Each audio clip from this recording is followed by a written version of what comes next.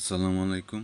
আমি মোহাম্মদ আলিম আল রাজি, সিক category pharmacist, Aditya medical hall, পশ্চিম মোল্লা ট্যাক, দক্ষিণখান, ঢাকা। আজকে আলোচনা করব ফলিসন সম্পর্কে।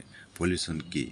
ফলিসন 5 mg ট্যাবলেট হচ্ছে একটি ফলিক অ্যাসিড ভিটামিন B9 ভিত্তিক ঔষধ যা জেসন ফার্মাসিউটিক্যাল লিমিটেড বাংলাদেশে উৎপাদন করে থাকে। এটি সাধারণত নিম্নলিখিত পরিস্থিতিতে ব্যবহৃত হয়। 1. ফলিক অ্যাসিডের ঘাটতি এবং মেগালোব্লাস্টিক অ্যানিমিয়া নিরাময়। 2.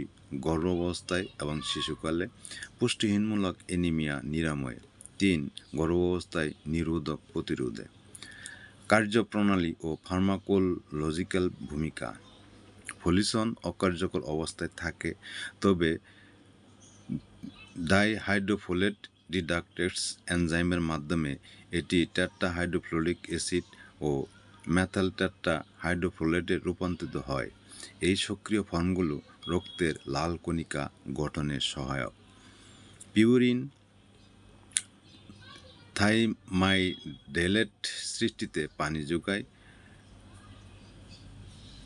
হোম্যানসিস্টেইন থেকে মেথিওনিনে রূপান্তরিত করতে সহায়তা করে, বিশেষ করে ভিটামিন B12 উপস্থিতিতে। ডোজ ও ব্যবহারের উদ্দেশ্য: প্রাপ্তবয়স্কদের জন্য শুরুর ডোজ প্রতিদিন 5 mg 4 মাস পর্যন্ত। রক্ষণাবেক্ষণ: প্রতি 1 থেকে 7 দিনে 5 mg। রোগের ধরন অনুযায়ী পরিবর্তন হতে পারে। শিশুকালের ডোজ 1 বছরের নিচে কেজি দৈনিক ওজন অনুযায়ী। 1 বছরের উপরে প্রাপ্তবয়স্কদের মতোই। গর্ভাবস্থায় প্রতিরোধ স্বরূপ: নিউরাল টিউব বিকাশে ব্যাঘাত রোধে সাধারণত 4 থেকে 5 mg দৈনিক, গর্ভধারণের পূর্ব থেকে প্রথম 3 মাস পর্যন্ত। পার্শ্ব প্রতিক্রিয়া ও সতর্কতা: অধিকাংশ ক্ষেত্রে ফলিসন ভালোভাবে সহ্য করা যায়, তবে হালকা জঠর সংক্রান্ত সমস্যা ঘটতে পারে। খুবই বিরল ক্ষেত্রে হাইপার সেন্সিটিভিটি রিঅ্যাকশন হতে পারে। ভিটামিন B12 ঘাটতি থাকা অবস্থায় ফলিসন একা ব্যবহার করলে subacute combined degeneration of the spinal cord এর ঝুঁকি থাকতে পারে। সেই জন্য B12 স্তরের পরীক্ষা গুরুত্বপূর্ণ।